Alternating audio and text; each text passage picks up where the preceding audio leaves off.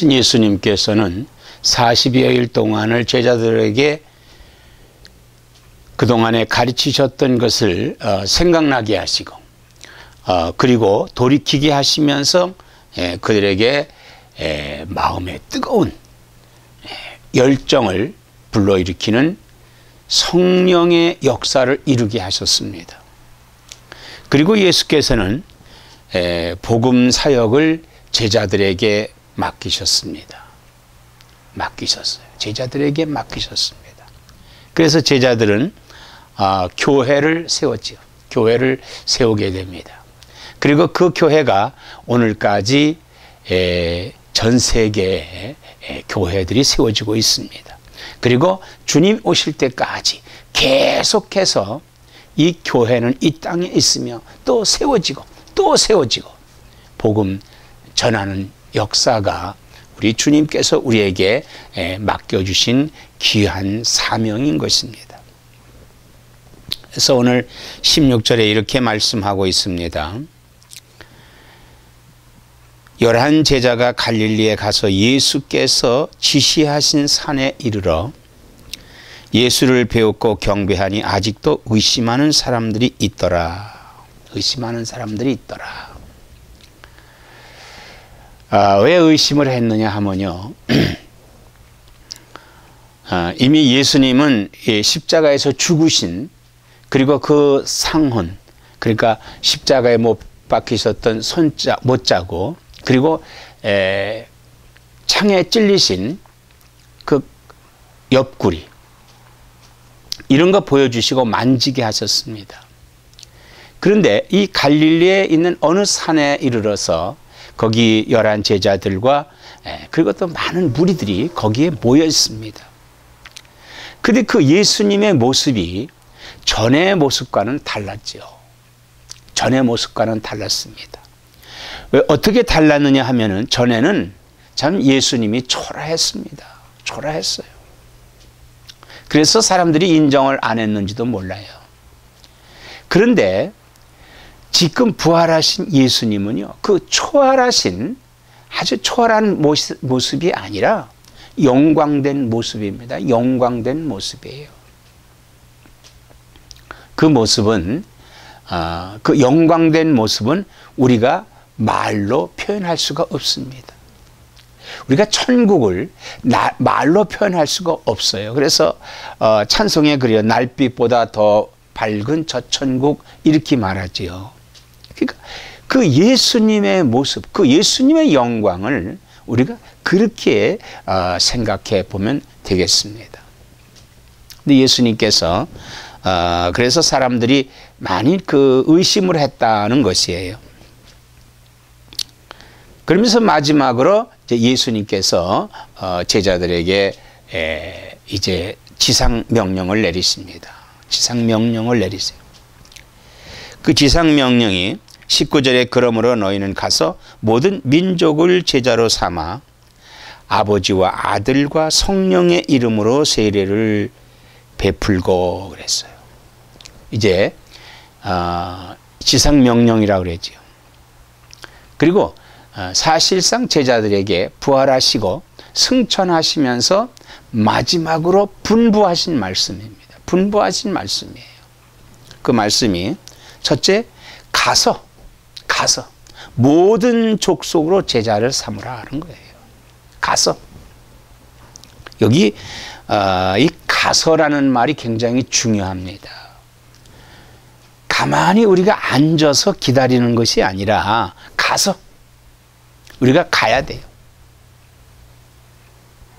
병든 사람한테도 가야 되고 낙심한 사람한테도 가야 되고 그리고 하나님을 알지 못하는 사람들에게 가서 이 복음의 말씀을 그들에게 증거해야 되는 거예요. 증거해야 돼요. 왜 증거하느냐? 제자 삼기 위해서. 제자를 삼아야 된다 이거예요. 제자를 삼아야 된다. 예수님께서 제자를 삼아서 그들로 하여금의 이 지상 사역을 계속하게 하셨던 것 같이 또 제자들도 많은 사람들에게 복음을 증거하게 하셨습니다. 그래서 그들 제자 삼으라는 얘기예요. 오늘 우리들도 이 복음의 말씀을 가서 전해서 우리가 제자를 삼아야 된다 이 말이에요. 제자를 삼아야 된다. 그래서 예수님의 지상 명령의 첫째는 예수님의 복음을 인류에게, 온 인류에게 전하라고 하는 의무가 있습니다. 그러면 우리가 예수님의 복음의 말씀을 듣고 이제 예수님의 제자가 됐어요. 즉 예수 그리스도를 믿는 성도가 됐다, 그런 말인 것입니다. 그래서 예수의 제자가 된 오늘 성도들은 적극적으로 가서 모든 사람들에게 이 천국 복음을 전하여 예수의 제자로 삼아야 합니다. 삼아야 돼요. 그것이 예수님의 지상 명령이며 또 성경이 우리에게 말씀하고 있는 것입니다. 마가복음 16장 15절에 온 천하의 복음을 전파하라 그랬습니다. 온 천하의 복음을 전파하라. 그리고 사도행전 1장 8절에는 땅끝까지 증인이 되라, 이런 말씀을 해요. 땅끝까지 증인이 되라. 사실 지금 이 지구에 땅끝이 어디입니까? 땅끝이 어디예요? 내가 서 있는 곳에서부터 반대편이 땅끝이겠죠. 그러니까 온 인류에게 복음이 증거되어야 되는 거예요. 그런데 사실 땅끝이라고 하는 것은요, 복음이 시작된 곳에서 다시 그곳으로 오는 것이 땅끝입니다. 땅끝이에요. 그래서 오늘날 우리가 전 세계의 인류에게 복음은 한 바퀴 돌았습니다. 그리고 그 복음이 또 전파됐습니다. 그런데도 아직 전파되지 않은 곳이 있습니다. 아직 전파되지 않은 곳이 있어요. 그래서 우리는 열심히 이 복음을 증거해야만 되는 것입니다. 그리고 그들을 예수 믿게 하고 이제 예수 믿는 사람들이 되게 제자를 삼고, 두 번째는 모든 민족에게 세례를 베풀라 그랬습니다. 여기 성경에 보면은 아버지와 아들과 성령의 이름으로 세례를 베풀고 그랬어요. 자, 이 세례라고 하는 것은 이제 지상명령의 두 번째인데, 이 세례는 교회에서 주어져야 됩니다. 교회에서 주어져야 돼요. 그래서 예수님께서 이 교회를 세우셨어요. 교회를 세우시고, 그리고 교회를 신앙의 중심지로 삼았다. 교회를 신앙의 중심지로 삼았다. 우리가 출애굽한 성도들이 성막을 중심으로 신앙생활을 했습니다. 그리고는 이스라엘의 예루살렘 성전을 중심으로 또 신앙생활을 했습니다. 그런데 지금은 우리가 어떻게 신앙생활을 해야 되느냐? 예수를 중심으로 신앙생활을 해야 됩니다. 그러면 예수를 중심으로 신앙생활을 한다고 하는 것은 바로 교회를 중심으로 교회 생활을 한다는 것이에요. 교회를 중심으로. 그러나 세례는 교회에서 베풀어져야 되고, 우리가 하나님 앞에 예배 드리는 것도 교회에서 드려져야 된다 이거예요. 그러면 여기서 교회라는 개념은 뭐냐? 건물이 교회가 아닙니다. 예수님께서는 두세 사람이 있는 곳에 나도 그와 함께 있느니라고 그랬어요. 예수 믿는 사람, 두세 사람이 모인 공동체. 그 공동체, 예수의 이름으로 모여진 그 공동체, 그 교회에서 세례를 베풀어야 된다는 거예요. 세례를 베풀어야 된다.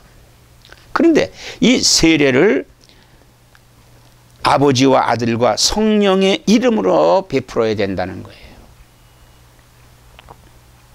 성부와 성자와 성령의 이름으로, 삼위일체 하나님의 이름으로 세례를 베풀어야 된다. 자, 세례라고 하는 것은 세례라고 하는 의미는 뭐냐? 왜 교회에서 베풀어야 되고 세례라고 하는 의미는 뭐냐 하면요.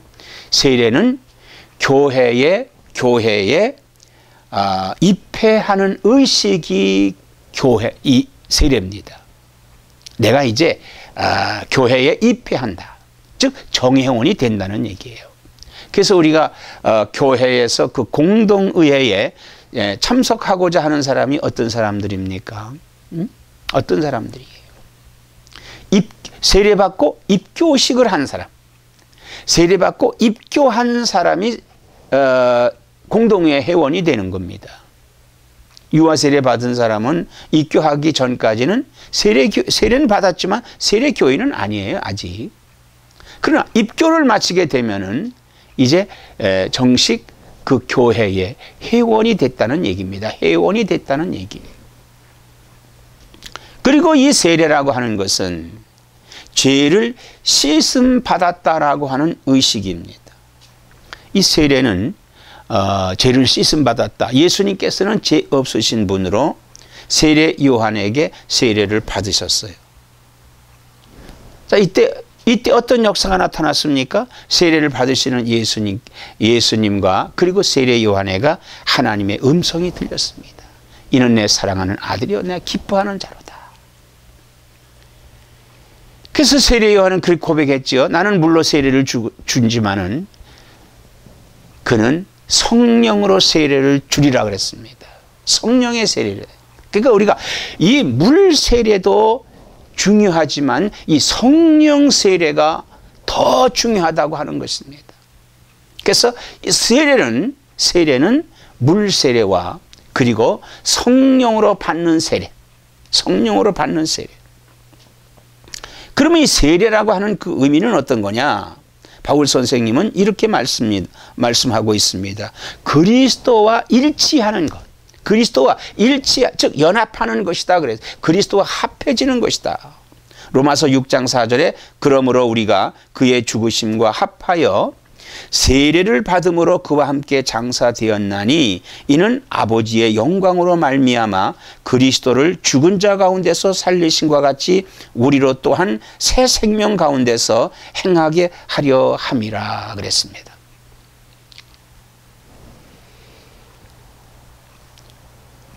우리가 예수님께서 죽으심으로 우리도 그 안에서 죽었습니다. 그 안에 죽었어요. 그래서 그 죽으심과 합하여 이제 세례를 받음으로 인해서 아버지의 영광으로 말미암아 그리스도를 죽은 자 가운데서 살리신 것 같이 우리로 또한 새 생명 가운데서 이제 주님이 재림하실 때 우리도 부활하게 하신다는 말이에요. 부활하게 하신다는 말이에요. 고린도전서 12장 13절에 우리가 유대인이나 헬라인이나 종이나 자유인이나 다 한 성령으로 세례를 받아 한 몸이 되었고 또 다 한 성령을 마시게 하였느니라 그랬습니다. 바로 이 세례는 물 세례와 그리고 성령 세례는 그리스도와 연합하는 한 몸으로 이루는 것입니다. 그래서 우리가 내 자신이 세례를 받고 또 다른 사람에게 복음을 전해서 그로 하여금 세례를 베풀게 하는 데까지 우리는 힘쓰고 애써야만 되는 것입니다. 또한 세 번째 예수님의 지상 명령은 20절에 내가 너에게 분부한 모든 것을 가르쳐 지키게 하라. 가르쳐 지키게 하라 그랬어요. 그러니까 이것은 교육의 의무입니다. 이 교육이라고 하는 것이 굉장히 중요해요. 우리가 어떤 교육을 받았느냐에 따라서 그 사람의 인격이 형성이 됩니다. 인격이 형성이 돼요. 그래서 우리 선조들은 그렇게 말했어요. 3살 버릇이 8까지 간다 그 말이에요. 3살 버릇이 80까지 간다. 그런데 이 3살 버릇이 80까지 간다라고 하는 이 말의 과학적인 근거가 굉장히 중요합니다. 하나님께서요, 우리 인간을 창조하실 때 이제 번성이라고 하는, 그러니까 남자와 여자가 결혼을 해서 그리고 거기서 자녀를 얻는 거예요.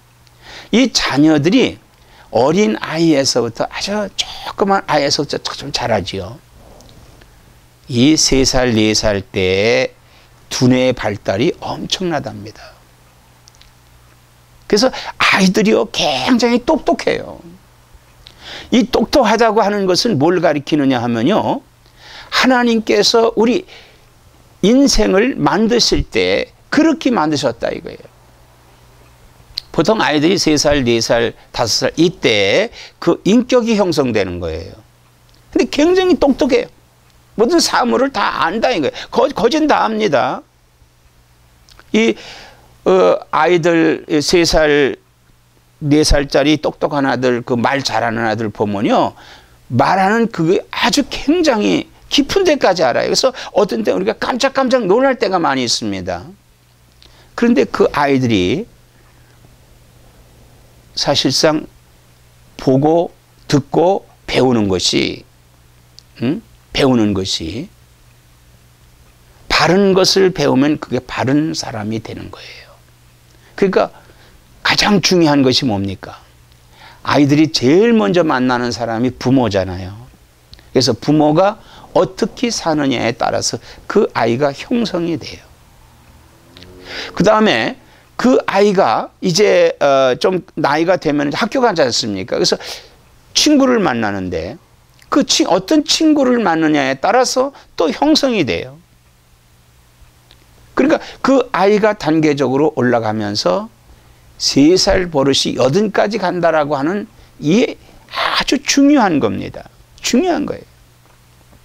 그래서 아이들에게요, 뭐 많은 것을 가르치려고 우리가 노력할 필요가 없습니다. 그 아이의 탤런트를 따라서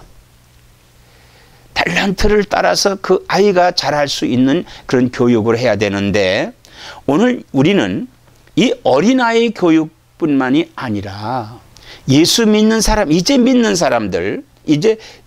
사람들을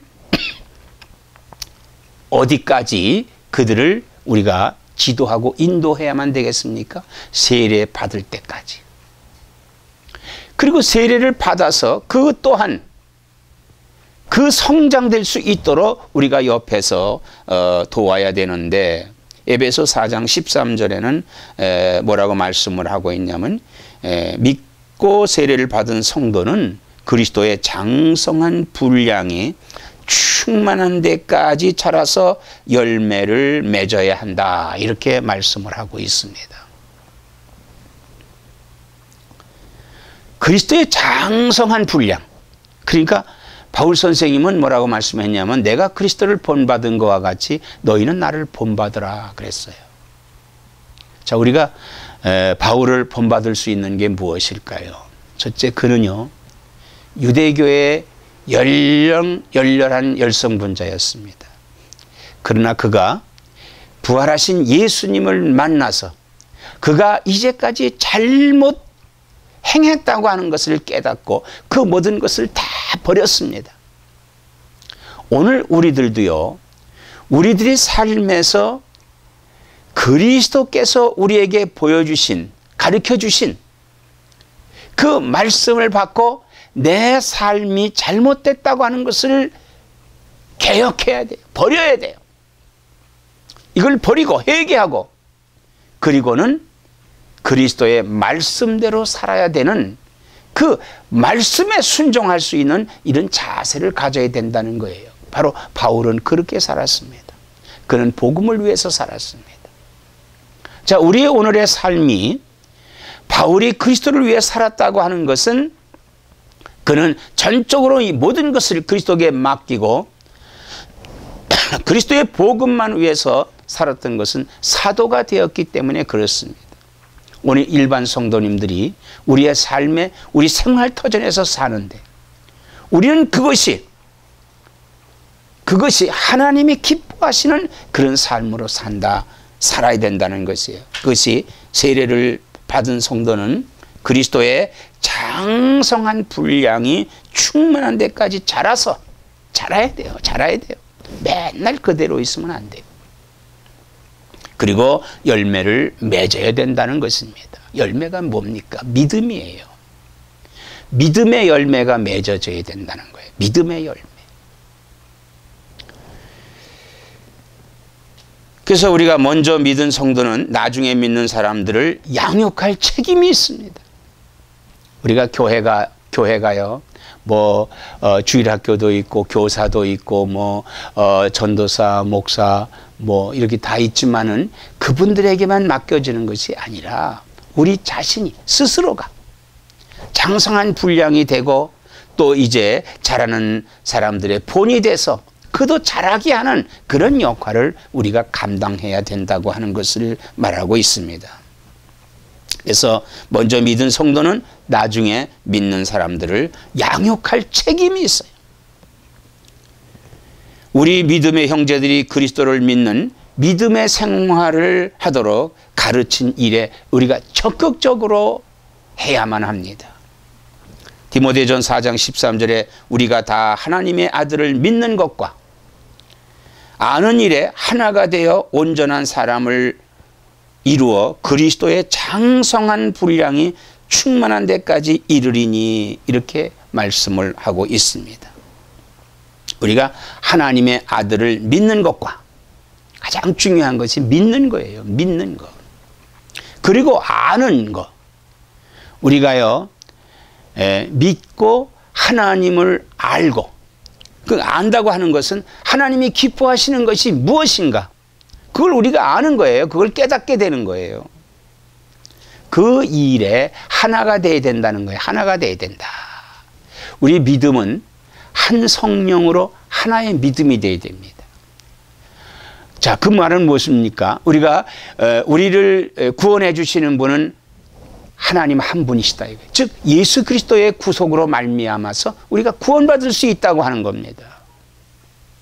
다른 이로서는 구원을 우리에게 이름을 주신 일이 없어요. 그러므로 예수 그리스도로 말미암아 하나가 되어 온전한 사람을 이루어 그리스도의 장성한 분량이 충만한 데까지 이른다. 우리 그리스도의 장성한 분량에까지 우리가 이르러야만 됩니다. 이르러야 돼요. 이제 결론의 말씀을 드리겠습니다. 우리는 주님의 지상 명령을 수행하는 것은 바로 그리스도인의 의무입니다. 자, 그리스도의 지상 명령이 뭡니까? 첫째, 가서 모든 족속으로 제자를 삼으라고 하는 거예요. 그리고 그 모든 족속으로 제자를 삼은 그들에게 세례를 베풀라고 하는 거예요. 성부와 성자와 성령의 이름으로 세례를 베풀라고 하는 것입니다. 그리고 그들에게 가르치고 그리고 그것을 지키게 하라는 말씀입니다. 언제까지? 주님이 오실 때까지. 우리는 주님이 그 안에 주님이 오시지 않는다면은 주님이 우리를 부르실 때까지 우리가 이 일에 힘써서 날마다 그리스도의 장성한 분량까지 성장할 수 있는, 날마다 성장하는 나와 여러분 되시기를 주의 이름으로 축원합니다. 그러면 주님께서 이렇게 말씀을 합니다. 내가 세상 끝날까지 너희와 항상 함께 있으리라. 주님은 우리와 함께 하고 계십니다. 즉 주님이 우리와 동행하고 계십니다. 주님이 동행할 때 우리엔 부족함이 없는 것입니다. 그래서 다윗은 그렇게 말했어요. 여호와는 나의 목자시니 내게 부족함이 없으리로다. 내가 부족함이 없다고 했습니다. 이 세상의 것은 부족하지만 주님은 우리에게 생명 강수를 불어넣어 주심으로 세상의 물은 목마르지만 주님의 생수는 영원히 목마르지 않는다는 이 말씀을 붙들고 주님과 함께 승리하시는 나와 여러분 되시기를 축원합니다.